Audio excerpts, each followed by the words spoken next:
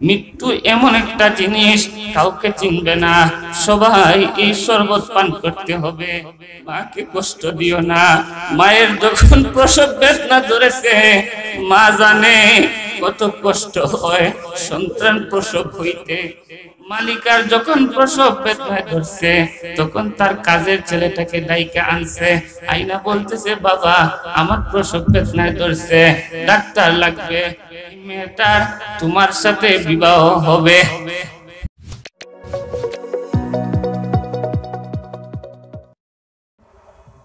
অনেকে ভাবে না অনেকে যদি কন ভাই দাড়িটা রাখিলাও রে বা, কই হুজুর বিয়া শাদী এখনো করছি না, বুড়া হইলে রাখবো, কয় না মা তো নাতে আপনারা জুড়ে পেটবুক লাগিয়েছে নাকি? আপনারা কইবেন আপনি তো খাই, আমরা তো খবর নাই, খাইবাই নে আমিও শেষ তেলাই।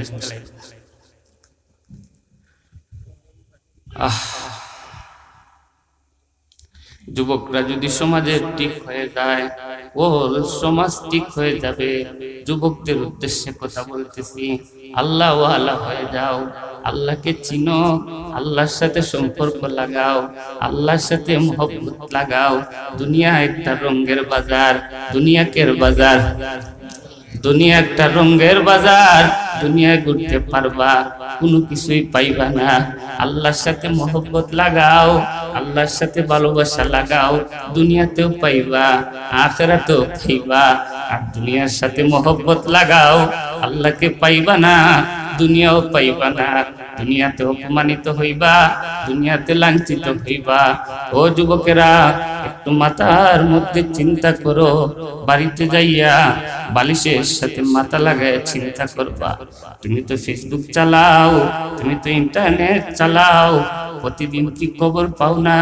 কত যুবক সন্তান অ্যাক্সিডেন্ট করে মারা যায়, কত যুবক ছেলে রাত্রেবেলা মারা যায়, কত যুবক ছেলে গাড়ির তলে পড়ে মারা যায়। ও ভাই, আমরাও তো একদিন মারা যাইতে পারি, অবিশ্বাসের তো কিছু নাই। পরকালের হিসাব করেন, মারা যাওয়ার পরে আল্লাহর কাছে কি জবাব দিবেন? আল্লাহ যদি জিজ্ঞাসা করে, বান্দা তোকে 40 বছর 50 বছর 60 বছর হায়াত দিলাম, তুই কি করে আসছস?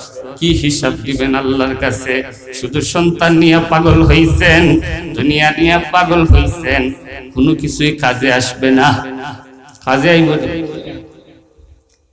আমাকে বিষয় দিছিলেন কিয়ামতের বিষয়, কিন্তু সময় তো স্বল্প, বিষয় অনেক লম্বা, অল্প সময়ের ভিতরে এত গুছাইয়া আলোচনা করা যাইতো না। আপনারা বুঝতেন, যেই সন্তান সন্ততি নিয়ে আপনি পাগল হইছেন, যেই পরিবারের ফ্যামিলি নিয়ে আপনি পাগল হইছেন, আল্লাহকে ভুইলা গেছেন, মৃত্যুর কথাটাও ভুইলা যাইতেছেন।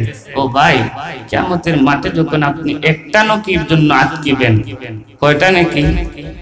একটা নেকির জন্য যখন আপনি আটকিবেন, আপনি যাইবেন আপনার স্ত্রীর কাছে, গিয়া বলবেন, ও আমার প্রিয়তমা স্ত্রী, ও আমার প্রিয়তমা স্ত্রী, আমি একটা নেকির জন্য আটকা পড়ে গেছি, আমি তোমার স্বামী, আমাকে একটা নেকি দাও, আমাকে একটা নেকি দিয়ে তুমি আমাকে বাঁচাও, না হলে আমি জাহান্নামের তলদেশে আমাকে যাইতে হয়। স্ত্রী বলবে, আমি তো দুনিয়াতে বিবাহই বসি নাই। ঠিক আছে, এই জন্য বলতেছি বাবাজিরা আমার, পরকালের হিসাব মিলান, মৃত্যুর বই ঢুকান। মৃত্যু এমন একটা জিনিস কাউকে চিনবে না, সবাই এই শরবত পান করতে হবে। মৃত্যু এমন একটা জিনিস কাউকে চিনবে না, সবাই এই শরবত পান করতে হবে, সবাই এই শরবত পান করতে হবে। সবাই কবরে যাওয়া লাগবে, যাওয়া লাগবে না? লাগবে না? কবরে যাওয়া লাগবে। কবর এমন একটা ঘর, কবর সাপ বিচ্ছুর ঘর। দুনিয়ার কোনো এমপি মন্ত্রীকে চিনে না, দুনিয়ার কোনো সম্পর্ক চিনে না। যার আমল ভালো তার সাথে ভালো ব্যবহার করবে, যার আমল ভালো না তার সাথে ভালো ব্যবহার করব না। ও বাবাজিরা, কি করতেছেন? বয়স 70 হয়ে গেল, বয়স 60 হয়ে গেল, বয়স 40 হয়ে গেল, কয়েকদিন মসজিদে যাইয়া 5 ওয়াক্ত নামাজ পড়েছেন, কয়েকদিন শেষ রাত সাথে উঠিয়ে আল্লাহকে ডাকছেন, হিসাব মিলান। নিজের হিসাব নিজের কাছেই আছে, হিসাব মিলান। নিজের জীবনের হিসাব মিলান, নিজের জীবনের হিসাব মিলান। আপনার হিসাব আল্লাহর কাছে আমি দিব না, আমার হিসাব আল্লাহর কাছে আপনি দিবেন না। প্রত্যেকের হিসাব প্রত্যেককেই দিতে হবে। এই জন্য বলতেছি, মৃত্যু সবার একদিন হবে, হয়তো আমার 2 দিন আগে, আপনার 2 দিন পরে, কিন্তু মরা লাগবে ভাই, মরা লাগবে ভাই। ও ভাই, মরতে যদি আমাদের হয়, আমরা কেন গুনার কাজ করি? কেন আমরা গুনার কাজ করি? গুনার বাজারের দিকে দৌড়াইও না ও বাবাজিরা আমার। গুনাহ ছাড়ো, নেকি ধরো, গুনাহ ছাড়ো, নেকির কাজকে ধরো। গুনাহ করিও না, দুনিয়ার মায়া ছাড়ো, আল্লাহর সাথে সম্পর্ক লাগাও, আল্লাহর সাথে সম্পর্ক লাগাও। দুনিয়াতে সব পাইবা, আখিরাতে বোনাস জান্নাত পাইবা। মওলার সাথে মোহব্বত লাগাও, আল্লাহর সাথে মোহব্বত লাগাইতে কে কে রাজি আছেন? হাত উঠান। ইয়া আল্লাহ, আমরা সবাইকে আপনার প্রিয় বান্দা বানায় দেন। সবাই জুড়ে বলেন আমিন। আমি যে আয়াত আপনাদের সামনে পাঠ করছি, এই আয়াতের তাফসীরের মধ্যে মুফাসসিরে আল্লামা ইমাদউদ্দিন ইবনে কাসির তার বিশ্বনন্দিত তাফসীরের কিতাব তাফসীরে ইবনে কাসিরের মধ্যে একটা সুন্দর ঘটনা উল্লেখ করেছেন। আপনারা শুনতে রাজি নেই? এই ঘটনা হইয়াই আমার ওয়াজ শেষ। শুনতে রাজি তো হল? শেষে শুনবা, হাতটা উঠান চাই দেখি। আল্লাহ সবাই আপনার পাগল, আপনি সবাইকে কবুল করেন। আরো জোরে বলেন আমিন। সারা রাত তৈলে তো আপনারা খুশি, আমার যে 12টা বাজলো। লক্ষ্য করিয়া কথাটা শুনেন। একটা কাজের ছেলে তার মালিকার বাড়িতে চাকরি করত। মালিক মারা গেছে। মালিকের স্ত্রীকে বলে মালিকা। কথা কি আমার বুঝতেছেন? মালিকের স্ত্রীকে বলে মালিকা। মালিকা আর বাড়িতে চাকরি করে। অনেক লম্বা ঘটনা, 1 ঘন্টাও আমি নিতে পারবো, কিন্তু আপনাদেরকে আমি সংক্ষেপে বুঝাইব। আমার আয়াতটা আমি কোন কারণে পাঠ করেছি, মনোযোগ সহকারে কথাটা শুনবেন। মালিকার বাড়িতে চাকরি করে কাজের ছেলে, মালিকার ঘরে খাবার দাবার করে, মালিকার সাথে থাকে। একদিন মালিকার প্রসব বেদনা আরম্ভ হয়েছে। প্রসব বেদনা আপনারা বুঝবেন না, আমার মায়েরা বুঝবে। কারণ মায়েদের যখন প্রসব বেদনা ধরে, মায়েরা জানে, মায়েরা জানে, মায়েরা জানে প্রসব বেদনা কত কষ্ট। ও যুবকেরা, মাকে কষ্ট দিও না, মাকে কষ্ট দিও না, মাকে কষ্ট দিও না। মায়ের যখন প্রসব বেদনা ধরেছে, মা জানে কত কষ্ট হয় সন্তান প্রসব হইতে। আপনাদের পায়ে ধরে বলি, যাদের মা আছেন, মাকে কখনো কষ্ট দিয়েন না। মাকে যদি কষ্ট দেন, দুনিয়াও বরবাদ, আখিরাতও বরবাদ। আপনাদের হাতে পায়ে ধরে বলি ভাইয়েরা, মা বাবাকে কখনো কষ্ট দিয়েন না। মা বাবার দিকে নেক নজরে তাকাইলে, মা বাবার দিকে কেউ যদি খুশ মনে নেক নজরে তাকায়, মা বাবার দিকে, মা বাবার যদি যত্ন করে, মা বাবার যদি সেবা করে, আপনি 5000 টাকা দিয়া একজন হুজুরকে দোয়া করাইয়া যেই লাভ আপনার হবে, এর চাইতে কোটি কোটি গুণ বেশি আপনার মায়ের দোয়া কাজে লাগবে। আপনাদের পায়ে ধরে বলি, যাদের মা আছে, কষ্ট দিয়ে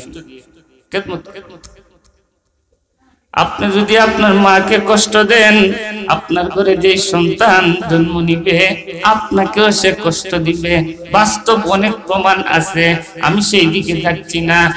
মালিকার যখন প্রসব বেদনা ধরছে, তখন তার কাজের ছেলেটাকে ডাইকা আনছে, আইনা বলতেছে, বাবা আমার প্রসব বেদনায় ধরছে, ডাক্তার লাগবে, তুমি বাজারে যাও, যাই একজন ডাক্তার নিয়ে আসো। যখন কাজের ছেলেটা মালিকার হুকুম পালন করতে সে বাজারের দিকে যাইতেছে। বাজারের যাওয়ার পথে সে একটা ঐশী বাণী শুনতে পাইল। কে জানি একটা আওয়াজ দিয়ে বলতেছে, এই ছেলে, তুমি যেই মালিকার জন্য প্রসবের বেদনায় ধরছে ডাক্তার আনার জন্য যাইতেছ, তোমার মালিকা সহজেই প্রসব হয়ে গেছে। তোমার মালিকার ঘরে একটা মেয়ে জন্ম নিছে। তবে শুনো, এই মেয়ের ব্যাপারে তিনটা কথা শুনো। তোমার মালিকার ঘরে যেই মেয়ে জন্ম নিয়েছে সেই মেয়েটা বড় হওয়ার পরে 100 পুরুষের সাথে জিনার কাজ করবে। জুড়ে বলেন নাউজুবিল্লাহ। ভালো সংবাদ না খারাপ সংবাদ? 2 নম্বর কথা, তোমার মালিকার ঘরের মধ্যে যেই মেয়েটা জন্ম নিয়েছে সেই মেয়েটা 100 পুরুষের সাথে জিনার কাজ করবে, 1 নম্বর। 2 নম্বর কথা, সেই মেয়েটার তোমার সাথে বিবাহ হবে। কথাটা বুঝছেন না আমার? 3 নম্বর কথা, মেয়েটার মৃত্যু হবে মাখরের হাতে। কার হাতে? মাখর তো মনে আত্মীর সমান, বাঘের সমান, ঘোড়ার সমান। কত বড়? একবারে দুর্বল প্রাণীর নাম মাখর। কয়টা কথা শুনছে? 1 নম্বর কথা বলেন, 100 পুরুষের সাথে জিনার কাজ করবে। 2 নম্বর, ওই মেয়েটা তোমার কাছে বিবাহ হইবে। 3 নম্বর, কথাটা বুঝছেন আমার? সবাই বুঝছেন তো? দেখেন, না বুঝলে কিন্তু পরে বুঝবেন। এই কথা শোনার পরে সে ভাবতেছে যে মেয়েটা 100 পুরুষের লোকে জিনার কাজ করবো, এটা কি আর বালা? ইডারে আর একবার আমি বিয়া করতাম, এটা একটা কত হইল। বাজারে যখন আইছি, ডাক্তারের পরিবর্তে একটা ছুরি লইয়া যাই। সে বাজার থেকে ছুরি খরিদ করেছে, চাকু খরিদ করেছে, করে সে বাড়ির মধ্যে আসছে। আসার পরে তার মালিকা খুশি হয়ে কাজের ছেলের কুলের মধ্যে দিয়েছে, নেও বাবা, তোমার একটা সুন্দরী বোন হয়েছে, তুমি তাকে কুলের মধ্যে নেও। এই কথা বলিয়া মালিকা অন্য কাজের জন্য অন্য রুমে প্রবেশ করেছে। কিন্তু কাজের ছেলেটা কি করেছে শুনেন? সে ভাবতেছে, ওই পেয়েছি সুযোগ, যে মেয়েটা বড় হওয়ার পরে 100 পুরুষের সাথে জিনার কাজ করবে, আবার সেই মেয়েটা আমার সাথে বিবাহ হবে, কিছুদিন পরে মাখরের হাতে তার মরণ হবে। এই মেয়েটাকে দুনিয়াতে রাখার প্রয়োজন নাই, তাকে এখনই আমি পেট কাটিয়া হত্যা করার দরকার। এই নিচে সিদ্ধান্ত। মালিকা অন্য রুমে প্রবেশ করছে। কাজের ছেলেটা ছোট্ট শিশুর পেট কাটিয়া সে পলাইয়া গেছে। কিন্তু আল্লাহ যদি কাউকে বাঁচাতে চায়, দুনিয়ার কোনো মানুষ তাকে মারতে পারবে না। আল্লাহ যদি কাউকে ইজ্জত দিতে চায়, দুনিয়ার কোনো মানুষ তাকে বেইজ্জত করতে পারবে না। আল্লাহ যদি কাউকে সম্মানী বানাতে চায়, দুনিয়ার কোনো মানুষ তাকে অসম্মানী করতে পারবে না। কিন্তু আল্লাহ তুমি এটাকে বাঁচাতে চায়, আল্লাহ তুমি এটাকে বাঁচাতে চায়। ছেলেটা বাগিয়া পলায়ন করিয়া অন্য একটা দেশে চইলা গেছে। মালিকা মেয়েটাকে হসপিটালের মধ্যে নিয়া উন্নত চিকিৎসা করানোর পরে মেয়েটা বেঁচে গেছে। মেয়েটা বেঁচে গেছে, মেয়েটা সুস্থ হয়ে গেছে, কারণ আল্লাহ তো মেয়েটাকে বাঁচাইতে চায়। সে যখন অন্য দেশে গেছে, যাওয়ার পরে টাকা ইনকাম করতে করতে প্রচুর টাকা হয়ে গেছে, প্রচুর ধনী হয়ে গেছে। সে ভাবতেছে, আমার তো টাকা পয়সার অভাব নাই, এখন দেশে যাওয়া দরকার। দেশে যাইয়া সুন্দর একটা ফ্ল্যাট বানাবো, সুন্দর একটা বিল্ডিং বানাবো। বানানোর পরে আমার আম্মাকে বলবো, মা, বিল্ডিং এর অভাব নাই, টাকা পয়সার অভাব নাই, দৌলতের অভাব নাই, মা, দেশ বাঁচিয়া আমার জন্য একটা বউ নিয়ে আসো। আমার জন্য একটা স্ত্রী নিয়ে আসো, তবে দেশ বাঁচা হতে হবে, দেশের মধ্যে সুন্দরী হতে হবে, দেশের মধ্যে সবচাইতে রূপে লাবণ্যতায় সর্বদিকে টান হতে হবে। এই চিন্তা করিয়া সে দেশের মধ্যে আসছে। আসার পরে সুন্দর বিল্ডিং বানাইছে, বানানোর পরে তার মাকে বলতেছে, মা টাকা পয়সা ধন দৌলত কোনো কিছুর অভাব নাই মা, এখন একটাই অভাব আমার সুন্দরী স্ত্রীর। মা তুমি দেশে বাহির হও, বাহির হয়ে ঘুরতে থাকো, ঘুরতে থাকো, যেই মেয়েটাকে সুন্দর পাও তাকে প্রস্তাব দিয়া আমার ঘরে স্ত্রী বানাইয়া নিয়ে আসো। এই কথা বলিয়া সংক্ষিপ্ত করে আমি বলতেছি, অনেক লম্বা ঘটনা। মা ঘুরতে বাহির হইল, দেশ বাসা বউ আনবে তার ছেলের জন্য। আমরা তো ছেলে বিয়া করাইলে খালি সুন্দর টুকাই দেখি না, কোরআন শরীফ পড়ছে কিনা মাত্র নজরে। আর আরেকটা হয়, একটা হুন্ডা দিলাই হয় না, কয় না, আরো জোরে হয় না, হয় বেটা ফুরিও দিত, আবার হুন্ডারও দিত। এটা কইলে যাই বুঝা অন্যদিকে। লক্ষ্য করিয়া কথাটা শুনেন, লক্ষ্য করিয়া কথাটা শুনেন, দিলে কান লাগায় কথাটা শুনেন। যখন মা দেশ ঘুরতে বাহির হইল, ঘুরতে ঘুরতে সুন্দরী একটা মেয়ে পাইছে, সুন্দরী একটা মেয়ে পাইছে, রূপ লাবণ্যতার অভাব নাই। কোন মেয়ে জানেন? যেই মেয়েটাকে সে পেট কাটিয়ে আসছিল, ওই মেয়েটাকেই মা চয়েস করছে, চয়েস করছে। খুব সুন্দরী একটা মহিলা। মা তার মায়ের সাথে কথা বলিয়া সবকিছু ঠিকঠাক করিয়া, লম্বা ঘটনা বলতে গেলে অনেক সময় লাগবে, সংক্ষিপ্ত শর্তে আপনাদেরকে বুঝাইতেছি। দুইও মহিলা মিল হয়ে গেছে, ছেলেরও মা নাই, মেয়েরও মা, ছেলেরও বাবা নাই, মেয়েরও বাবা নাই।